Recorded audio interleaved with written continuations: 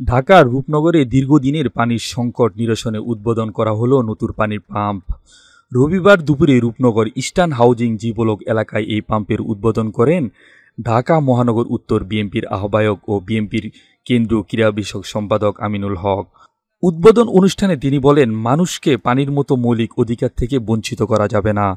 জনগণের মৌলিক সমস্যা সমাধান না হলে উন্নয়নের বড় বড় দাবি অর্থহীন।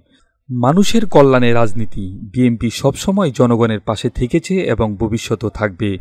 তিনি আরও জানান, নতুন এই পানির পাম্প চালুর মাধ্যমে রূপনগর ও আশেপাশের এলাকাবাসীর দীর্ঘদিনের বিশুদ্ধ পানির সংকট দূর হবে। তরুণ প্রজন্মকে সুন্দর ভবিষ্যৎ দিতে হলে শুধু শিক্ষা নয়, বিশুদ্ধ পানি ও স্বাস্থ্যসম্মত পরিবেশ নিশ্চিত করাও জরুরি বলে উল্লেখ করেন তিনি।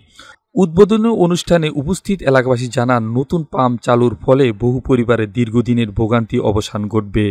এ সময় তারা আমিনুল হককে ধন্যবাদ জানান এই জনকল্যাণমূলক পদক্ষেপের জন্য।